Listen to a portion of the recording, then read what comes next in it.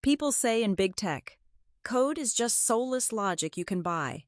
They are wrong. Code is a loaded gun. When my CEO slid an 8% raise wrapped in a forced retirement package across her glass desk, she did not realize she had just handed me the trigger. She wanted to steal my artificial intelligence system, forgetting one fundamental rule.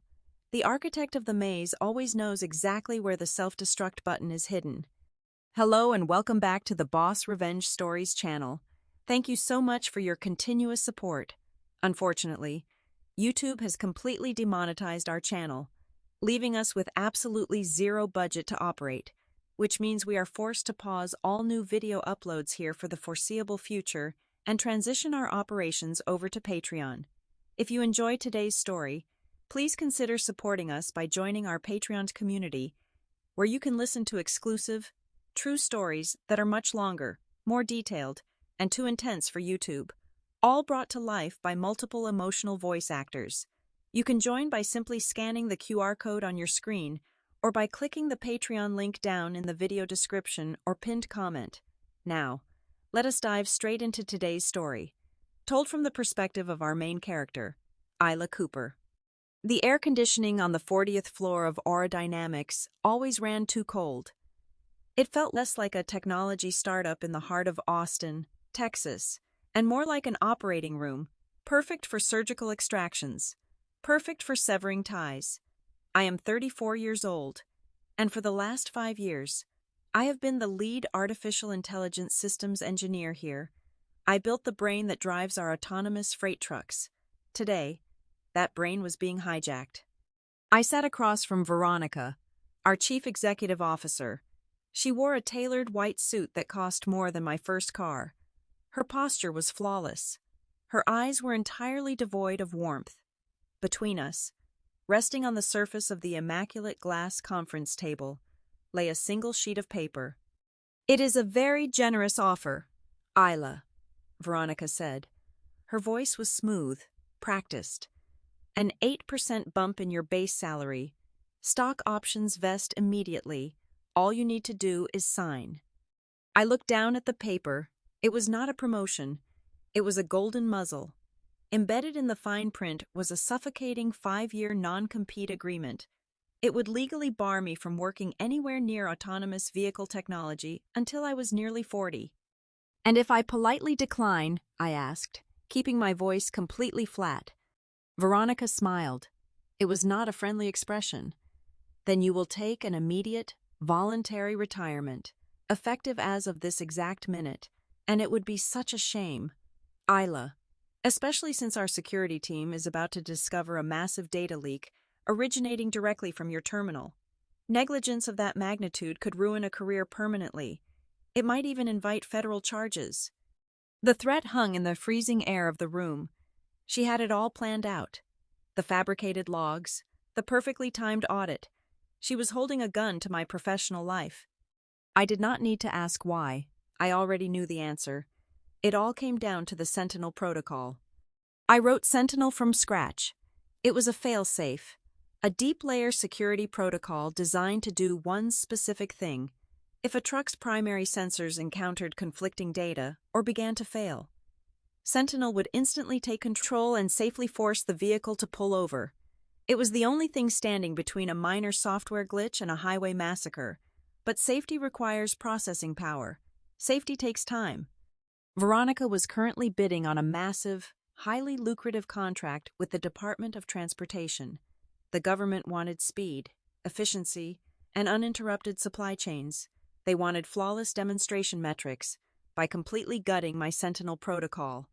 The trucks would process route data exactly 12% faster. 12% was the magic number. It was the exact margin Veronica needed to beat our competitors and secure the federal funding. She was entirely willing to gamble with human lives on the interstate, just to make the autonomous systems look faster on a spreadsheet. She needed Sentinel gone. More importantly, she needed the person who created it gone, securely locked behind a non-compete so I could never blow the whistle. 5 years of 80-hour work weeks. 5 years of missing holidays and sleeping under my desk to make her company a unicorn in Silicon Valley. In the end, I was nothing but a disposable pawn on her chessboard. Most people would have snapped. They would have yelled, pounded their fists on the glass table, or begged for their job. I did none of those things. The betrayal was too deep for something as cheap as anger. Instead, a strange, absolute calm washed over me. I looked at the contract. Then, I looked up into Veronica's calculating eyes. I did not reach for the pen. "Your math is flawed, Veronica," I said quietly. I stood up, leaving the paper untouched on the desk. I offered her a slow, cold smile, the kind of smile you give a ghost. I turned my back to her and began walking toward the heavy glass door of the conference room. I could feel her eyes burning into my spine, shocked by the total lack of resistance. As I reached out and wrapped my hand around the stainless steel door handle, a sharp electronic beep echoed through the room. The indicator light on the biometric scanner mounted next to the door flashed from green to a solid, angry red. My keycard access, my system privileges, my entire digital existence at Aura Dynamics had just been permanently revoked. I was locked out. Veronica thought she had won. She thought she had neatly amputated the problem. She was wrong. I had seen the warning signs in the server logs a week ago. I knew this ambush was coming.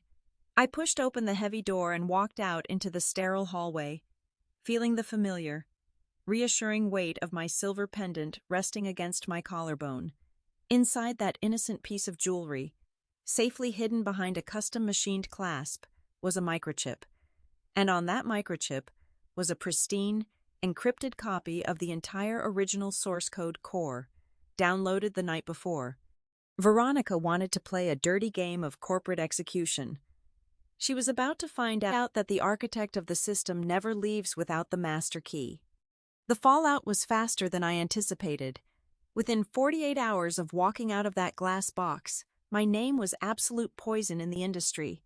I made 30 calls to executive headhunters who used to flood my inbox with lucrative offers. 29 of them sent me straight to voicemail. The one who actually picked up sounded like he was talking to a ghost. He stammered, cleared his throat, and told me that rumors were circulating.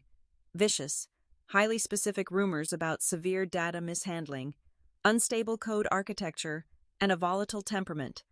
Veronica had not just fired me. She had initiated a scorched earth campaign to ensure I would never touch a steering algorithm in this town again.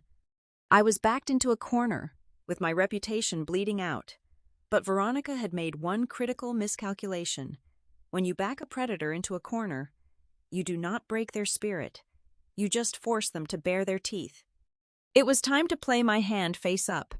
I bypassed the recruiters entirely and sent a single, heavily encrypted message to the one man in Texas who hated Veronica as much as I did. Sterling Hayes, the chief executive officer of Apex Freight.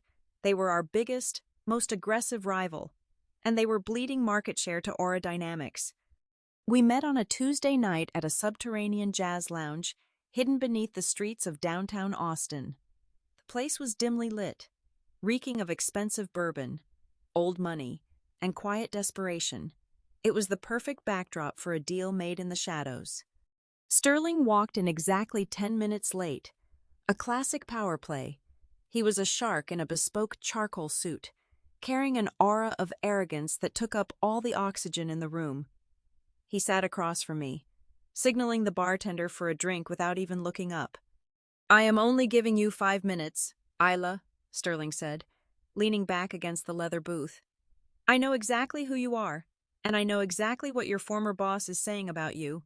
Right now, you are radioactive. Tell me why I should not just walk out of that door." I did not waste time with pleasantries. I reached into my jacket, unclasped the silver pendant from my neck, and placed it flat on the mahogany table between us. The metal gleamed softly under the low, amber lights. "Because what is sitting right there is going to make Aura Dynamics look like a high school science fair project," I replied smoothly. "And it is going to hand you the federal contract on a silver platter." Sterling let out a harsh, dismissive laugh. "A piece of jewelry. You dragged me down here for a magic trick. I spend millions of dollars a year on research and development. I do not need the scraps Veronica threw out." "You need a miracle," I countered, leaning forward. Your trucks are fast, sterling, but your collision avoidance system is notoriously laggy. You are pushing hardware limits to compensate for sloppy logic. Next month, at the live highway trials, the Department of Transportation is going to see that hesitation. Veronica has gutted her safety protocols to boost her speed by 12%. She will beat you off the line, and she will take the contract. I opened my sleek black laptop, plugged in a secure adapter, and connected the microchip from the pendant. I booted up a highly detailed, three-dimensional simulation of the Sentinel protocol. "This is the real core," I said, tapping the screen. "It is an autonomous safety net that processes spatial data completely independent of the main perception engine. It does not just react, it anticipates, and it does it with zero drag on the primary operational speed. I can integrate this into your existing fleet in under 3 weeks." Sterling stopped breathing for a second.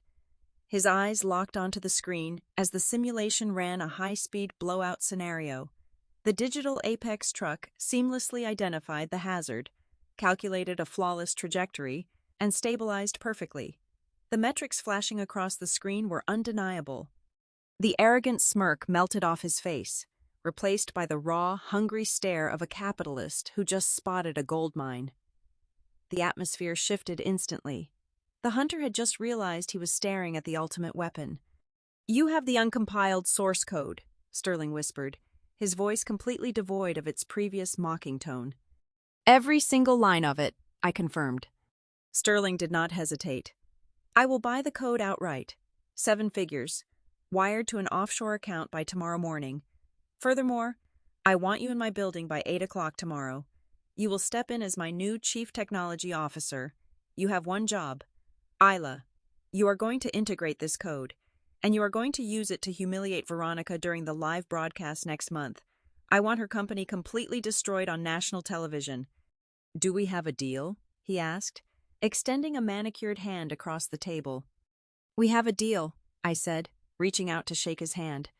His grip was firm, sealing the pact, but as I looked into his cold, calculating eyes, my reflection stared back, hiding a fatal truth. Sterling thought he had just bought my loyalty in a silver bullet. He thought I was just a bitter ex-employee desperate for a paycheck and a shred of vengeance. I had no idea that I knew exactly what kind of ruthless predator he was. I had not come to Apex Freight to be his obedient employee, nor his weapon to wield. I had walked into his den for one reason only: to burn the entire forest to the ground. Stepping into the monolithic headquarters of Apex Freight on a crisp Wednesday morning felt like crossing enemy lines, but I walked through the steel revolving doors with the posture of a conquering general. Unlike the sterile, glass-encased operating room vibe of my former employer, Apex was a fortress of brushed aluminum and black marble. It reeked of aggressive masculinity and old-guard logistics money. I was the new Chief Technology Officer, and I brought them the Holy Grail wrapped in standard encryption. Within my first 14 days, I had the entire board of directors eating out of the palm of my hand. I stood in front of a panoramic display screen in their executive suite, walking 7 billionaires through the new integration metrics. The flawless execution of the source code was undeniable. I showed them simulated efficiency increases of nearly 15%, with a 0% increase in hardware stress. I watched as these titans of industry, men who usually viewed software engineers as glorified mechanics, raised their glasses of vintage champagne to toast my brilliance. They smiled their perfectly veneered smiles and welcomed me to the inner circle, completely oblivious to the fact that I was a Trojan horse standing right in the middle of their citadel. While the executives spent their afternoons calculating their upcoming quarterly bonuses, I spent my nights buried deep within the Apex server farm.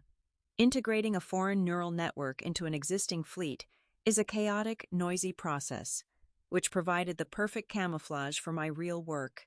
Amidst the millions of lines of legitimate integration commands, I was quietly weaving a ghost code. It was a masterpiece of digital subterfuge. To the automated security scanners, it looked like a standard packet routing diagnostic tool, utterly harmless and infinitely boring. In reality, it was a dormant logic bomb, a dead man's switch tied directly to my personal biometric signature, and an encrypted external server. It bypassed every single manual override Apex possessed. Once triggered, it would seize absolute control of the entire fleet's braking and navigation modules. I buried it so deep inside the core kernel that even if their entire cybersecurity team audited the system for 10 straight years, they would never find it. But building the weapon was only half the job. I needed to understand exactly what kind of war I was fighting. As the Chief Technology Officer, I had unrestricted access to the uppermost tiers of the Apex internal network. I started running silent, deep packet inspections on the outbound traffic originating from Sterling's private executive suite. I was looking for corporate espionage, perhaps attempts to hack back into Aura Dynamics. What I found was infinitely worse. Hidden behind layers of proxy servers and routed through offshore shell corporations in the Cayman Islands, I uncovered a massive, synchronized web of encrypted communications. I cracked the encryption key using a backdoor I had quietly installed on Sterling's personal router. I spent 3 hours reading through the decrypted logs, the glow of my monitor reflecting off my cold, unblinking eyes. Sterling and Veronica were not enemies. The bitter rivalry, the public insults, the aggressive market competition, it was all a meticulously choreographed theatrical performance for the media and the shareholders. They were working together. The federal contract from the Department of Transportation was worth hundreds of millions of dollars, but the real money was in the stock market. The ledgers proved that both chief executive officers were using shell companies to aggressively short each other's stock while simultaneously buying massive volumes of call options. It was a perfectly hedged, multi-billion-dollar insider trading syndicate. They did not care which company actually won the highway trials. Whoever secured the government contract would see their stock skyrocket, while the loser's valuation would tank. They planned to pool the massive profits from the rigged bets and split the cash right down the middle. And the safety of the citizens driving on the interstate. It was nothing more than an acceptable casualty on their balance sheets. Veronica had gutted her safety protocols, and Sterling was knowingly pushing unstable hardware, all to guarantee a spectacular, headline-grabbing demonstration that would manipulate the market exactly how they wanted. Then, the final puzzle piece clicked into place. I realized exactly why Sterling had hired me so quickly, paying me a 7-figure signing bonus without blinking. If the Department of Transportation or the Securities and Exchange Commission ever investigated the reckless safety bypasses after the dust settled, both billionaires needed a scapegoat. Who better to throw to the federal wolves than the bitter, disgruntled ex-employee who had her fingerprints all over the autonomous code of both companies? I was not brought in to be an executive. I was brought in to take the fall. A lesser person would have panicked. They would have packed a bag in the middle of the night, fled the state, and hidden from the inevitable fallout. I just took a slow sip of my black coffee and smiled in the empty server room. You cannot trap someone who designed the cage. I shifted my strategy immediately. During daylight hours, I played the role of the perfect, obedient corporate soldier. I attended strategy meetings, nodding enthusiastically at Sterling's aggressive demands. The integration is 99% complete. Sterling, I would tell him, maintaining absolute eye contact and a tone of total subservience. We are going to crush them on the asphalt. He would smirk, pat my shoulder, and praise my loyalty, completely blind to the noose I was tightening around his neck. Because when the sun went down and the executive floors emptied out, my obedience vanished. I stopped routing my ghost code to my personal servers and began establishing a highly secured, heavily encrypted data pipeline directly to the digital archives of the National Transportation Safety Board. I set up automated scrapers to pull every single incriminating email, every offshore bank transfer receipt, and every piece of proof detailing the deliberate removal of the safety protocols. I bundled it all into a massive, undeniable digital dossier. I linked the transmission of this dossier directly to the activation trigger of my ghost code. The board was set. The pieces were locked into their final positions. All the arrogance, the greed, and the fake smiles of the Silicon Valley elite were sitting on top of a mountain of digital dynamite. All I had to do was wait for the morning of the grand demonstration to light the match. Exactly 24 hours remained until the live demonstration. The digital clocks across the city seemed to pulse with a heavy, rhythmic heartbeat. Tomorrow morning, Interstate 35 would be completely shut down for a 10-mile stretch. Hundreds of journalists, local politicians, and federal inspectors would line the observation decks, waiting to witness the future of autonomous logistics. I sat alone in my living room. The lights were off. The only illumination came from the harsh, cold glow of my 3 massive monitors and the faint amber streetlights filtering through the blinds. I held a ceramic mug of pitch-black coffee, letting the heat seep into my palms. My phone buzzed against the glass coffee table, shattering the absolute silence. The screen lit up with a text message from a blocked number. "Did you really think changing your corporate badge changes your place on the food chain? The house always wins. Isla, enjoy the show tomorrow." It was Veronica, of course. Even now, hours before the climax of her massive fraud, she could not resist twisting the knife. She needed to remind me that she and her billionaire peers always held all the cards. They believed they owned the board, the pieces, and the players. I stared at the glowing text for a long moment. I did not feel anger. I just felt an icy, crystalline focus. I set the phone down and turned back to my keyboards. For the next 3 hours, I ran continuous, microscopic audits on the ghost code. I traced every single line of logic, ensuring the digital knots were tied so tightly that no cybersecurity team on Earth could unravel them before the damage was done. The trigger was flawless. Next, I opened a highly secure, encrypted communication terminal. I drafted a single email, addressing it to the lead investigator of the National Transportation Safety Board. Several high-ranking agents at the Federal Bureau of Investigation, and the editors-in-chief of 3 major national news networks. I attached the massive dossier I had compiled. It contained everything: the exact server logs showing Veronica manually deleting the safety protocols, the offshore bank routing numbers proving the massive insider trading syndicate, the recorded conversations detailing their plan to use the highway trials as a multi-million-dollar stock manipulation scheme.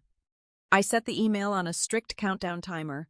It was scheduled to blast out to every recipient exactly when the live broadcast reached its peak viewer count. Just as I verified this countdown, my phone rang. The caller identification displayed Sterling Hayes. I let it ring 3 times before picking up. "I want you at the primary control center by 6 o'clock sharp tomorrow morning," Sterling commanded. His voice was laced with underlying tension, the nervous energy of a man about to steal millions. "There is 0 margin for error tomorrow. Isla, do not try anything stupid. You sit at your console. You keep your mouth shut. And you make sure my trucks cross that finish line first. Do you understand me?" I looked at the lines of my ghost code reflecting on the dark window pane. I allowed a soft, genuine smile to cross my face. "I understand perfectly." "Sterling," I answered, my voice dripping with absolute, unwavering obedience. "I will make sure tomorrow is a demonstration nobody will ever forget." "Good," he grunted, severing the connection. I pulled the phone away from my ear. I popped the side tray open, extracted the tiny plastic subscriber identity module card, and calmly snapped it in half.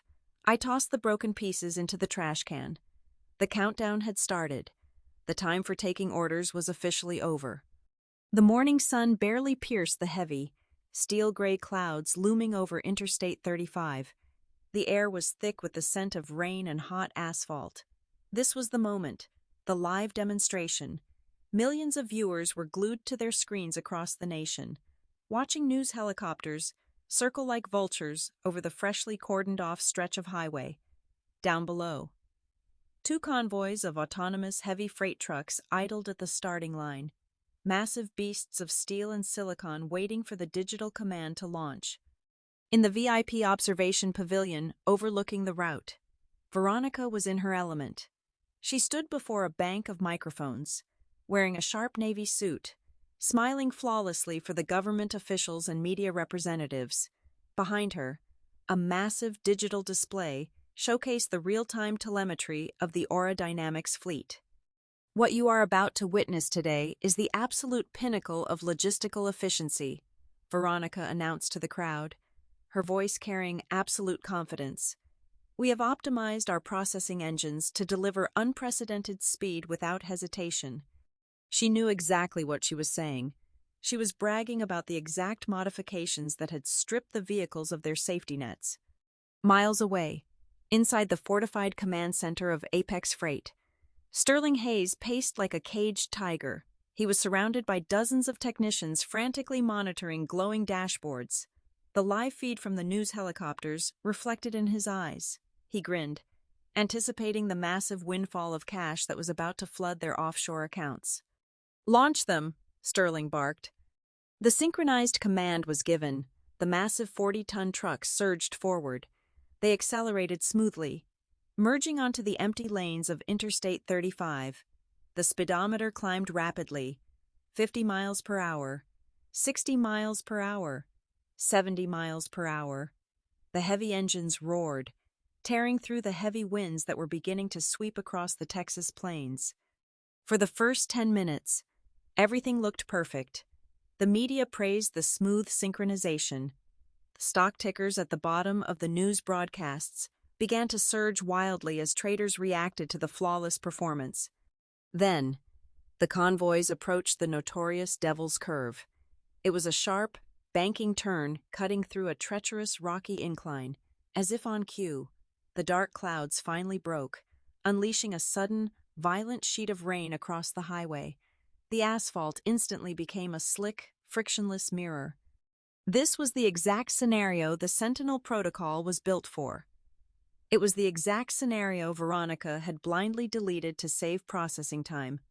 On the massive screen in the VIP pavilion, the telemetry for the aerodynamics lead truck suddenly spiked into the red zone. The cameras captured the terrifying reality. Hitting the wet curve at 70 miles per hour, the massive vehicle lost its grip. The primary sensors were overwhelmed by the blinding rain and the shifting physics of the trailer. Without my deep-layer safety protocol to instantly cut the throttle and stabilize the axles, the truck's central brain panicked. It jerked the steering column too hard.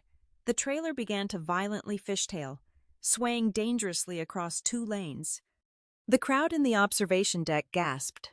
Veronica's flawless smile vanished, replaced by a tight mask of concealed panic.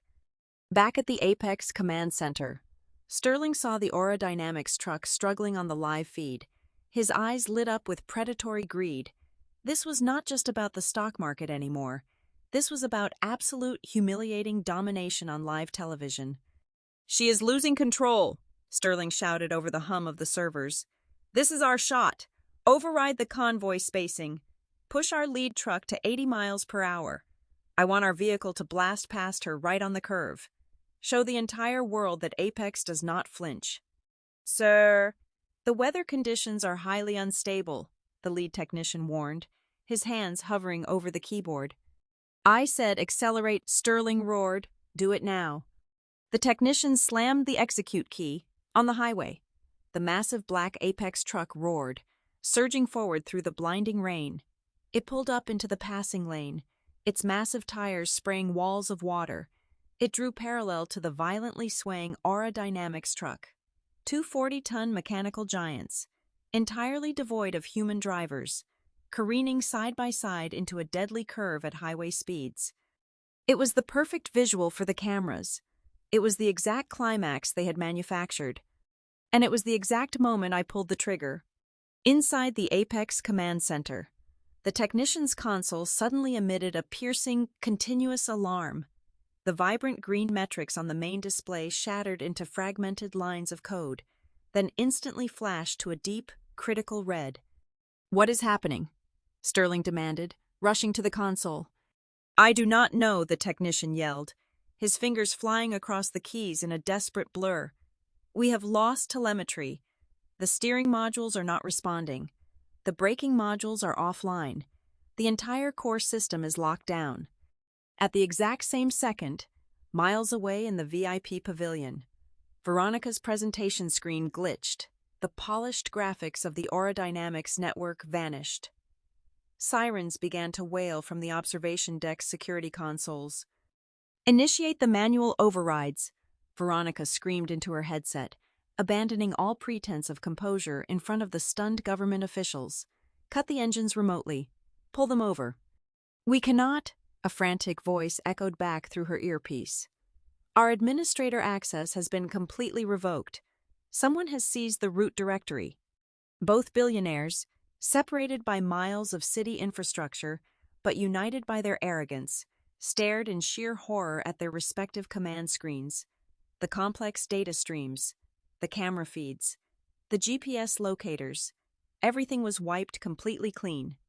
The giant monitors in the Apex control room and the massive display behind Veronica in the VIP pavilion flickered once, plunging into total darkness. Then, a single line of crisp, white text slowly materialized in the center of the black screens, broadcasting to the entire world. "Checkmate, I see." The command centers descended into total chaos. Sterling grabbed a heavy keyboard and smashed it against the desk, screaming orders at engineers who were completely powerless. Veronica stood frozen before the flashbulbs of the press, her face completely drained of blood, as she stared at the two initials that had just dismantled her entire empire.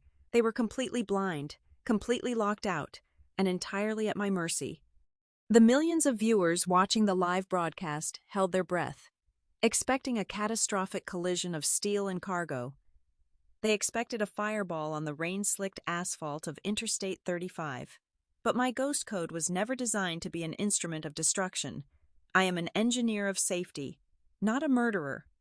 The instant my remote command hit the central servers, an aggressive forced handshake occurred between the Apex fleet and the aerodynamics network, utilizing the dormant backdoor I had left behind in Veronica's architecture. Both systems were instantly hijacked and unified under a single, Supreme Command protocol, mine. On the massive highway below, the mechanical giants responded with absolute poetry. Instead of swerving into each other, the brakes on all vehicles engaged with flawless synchronization. The massive tires gripped the wet road, slowing the 40-ton machines from 80 miles per hour down to a gentle crawl, like a perfectly choreographed ballet. The heavy trucks activated their hazard lights, gracefully shifted into the right lane, and pulled onto the wide gravel shoulder. The air brakes hissed, releasing a cloud of mist into the rain. Then, the engines simply shut off. They had formed a perfect, impenetrable barricade, securing the entire highway without a single scratch on the paint or a single life endangered. The silence that followed was deafening, both on the road and in the command centers. But the real show was just beginning. At the VIP pavilion, the massive digital display that had just broadcast my initials flickered again.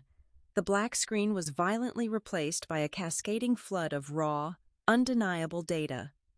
My automated script had triggered.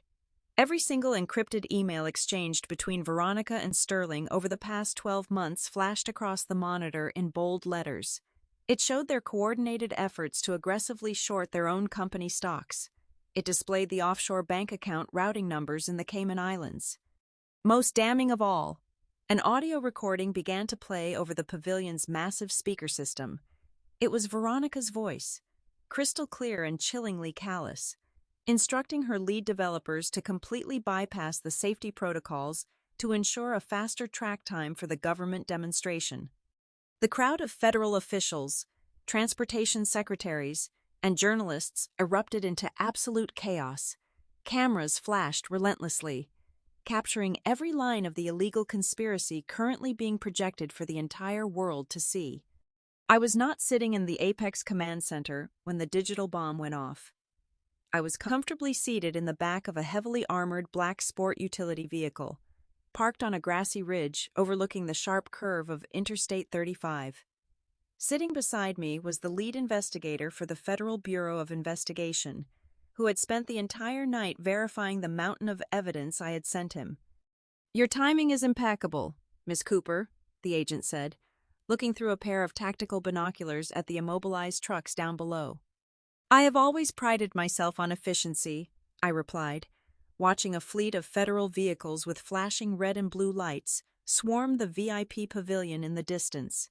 Simultaneously, tactical teams were breaching the glass doors of the Apex headquarters across the city.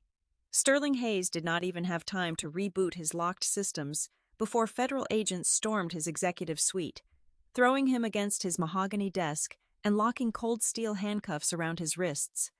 Down at the highway pavilion, the news cameras captured the exact moment Veronica was stripped of her arrogant composure. Two agents flanked her, reading her rights aloud as they marched her through the pouring rain. Her flawless navy suit was soaked. Her carefully constructed empire of lies, built on the backs of disposable employees and compromised safety, collapsed into dust in a matter of seconds.